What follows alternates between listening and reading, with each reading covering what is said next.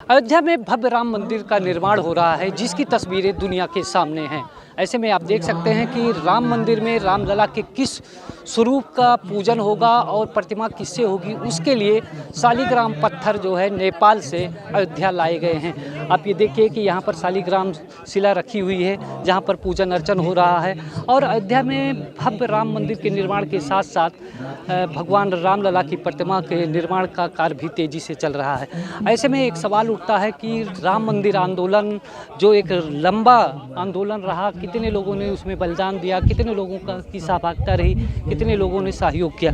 ऐसे में हमारे साथ में है राम मंदिर आंदोलन में एक सक्रिय भूमिका निभाने वाले अनीस खान उर्फ बबलू।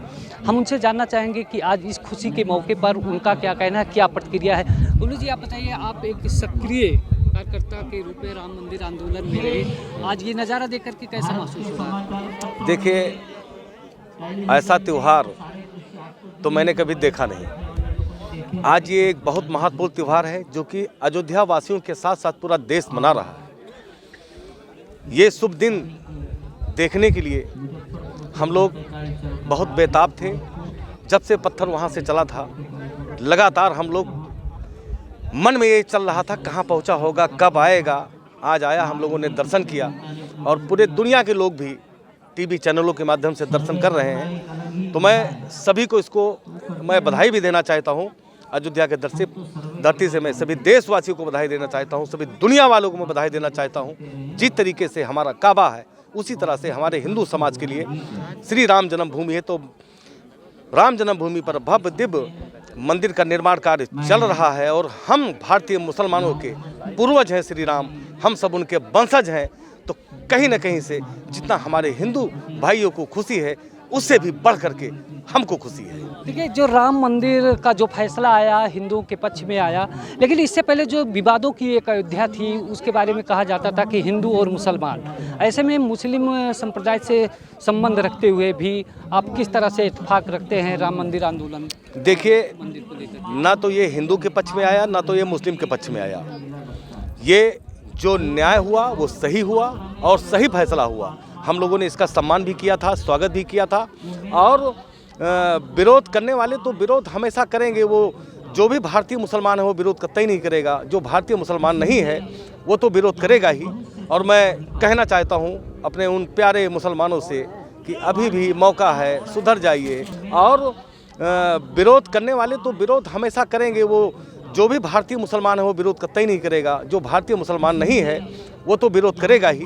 और मैं कहना चाहता हूँ अपने उन प्यारे मुसलमानों से कि अभी भी मौका है, सुधर जाइए, राम से मोहब्बत करिए। जिस तरीके से राम सभी से मोहब्बत किया करते थे, उनके रास्ते पे चलिए। वास्तव में आपका देश भी संवर जाएगा, आप भी संवर जाएंगे, सब कुछ संवर जाएगा। बिल्कुल, आपका संदेश जो है वो भारतीय संस्कृति और भारतीय एकता, भारत की एकता के लिए जो है हिंदू मुस्लिम के एकता की एक अपील के रूप में भी है। ऐसे में हम महाराज जी से जानना चाहेंगे, महाराज जी, लंबे समय के बाद, सैकड़ों वर्ष के बाद अयोध्या को ये खुशी मिली है कि अयोध्या अपने आराध्य भगवान राम की पूजा जो है उनके मंदिर में करेगी। हालांकि करती आ रही है, लेकिन एक जो स्वरूप होना चाहिए था वो नहीं था। जी बिल्कुल। कैसा लग रहा है आपको? जी बिल्कुल, जैसे आप बता रहे थे कि जो स्वरूप था वो नहीं हो पाया था, कुछ बर्बर आक्रांताओं की वजह से और उत्तर प्रदेश में स्थापित कुछ राजनीतिक सत्ता दल के कारण जो यहाँ दुर्दशा हुई थी अयोध्या की, कहीं ना कहीं आज वो विराम की तरफ अग्रसर है। और आज जब शिलाएँ आई हैं तो संपूर्ण भारतवासी खुश है।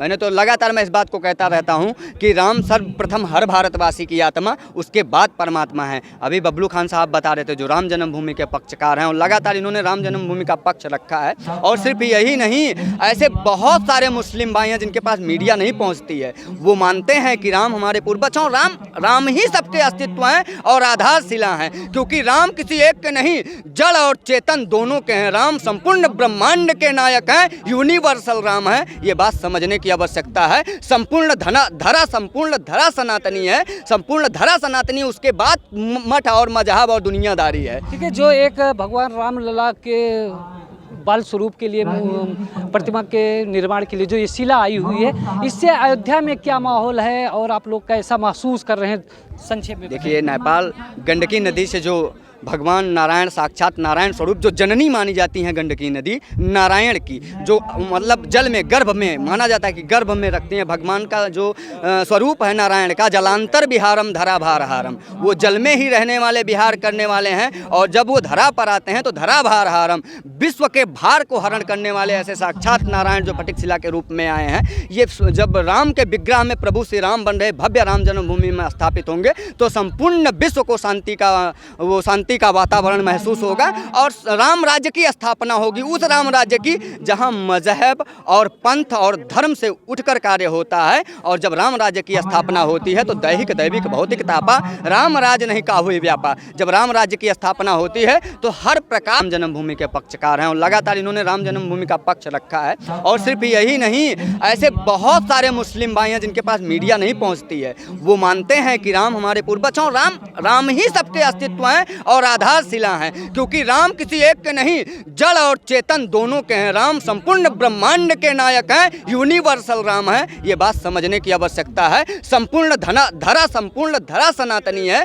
संपूर्ण धरा सनातनी, उसके बाद मठ और मजहब और दुनियादारी है। ठीक है, जो एक भगवान राम लला के बाल स्वरूप के लिए प्रतिमा के निर्माण के लिए जो ये शिला आई हुई है, इससे अयोध्या में क्या माहौल है और आप लोग कैसा महसूस कर रहे हैं, संक्षेप में देखिए, नेपाल गंडकी नदी से जो भगवान नारायण साक्षात नारायण स्वरूप जो जननी मानी जाती हैं गंडकी नदी नारायण की, जो मतलब जल में गर्भ में माना जाता है कि गर्भ में रखते हैं भगवान का जो स्वरूप है नारायण का, जलांतर विहारम धरा भारहारम, वो जल में ही रहने वाले विहार करने वाले हैं और जब वो धरा पर आते हैं तो धरा भारहारम, विश्व के भार को हरण करने वाले ऐसे साक्षात नारायण जो फटिक शिला के रूप में आए हैं। ये जब राम के विग्रह में प्रभु श्री राम बन रहे भव्य राम जन्मभूमि में स्थापित होंगे तो संपूर्ण विश्व को शांति का वातावरण महसूस होगा और राम राज्य की स्थापना होगी, उस राम राज्य की जहां मजहब और पंथ और धर्म से उठकर कार्य होता है। और जब राम राज्य की स्थापना होती है तो दैहिक दैविक भौतिक तापा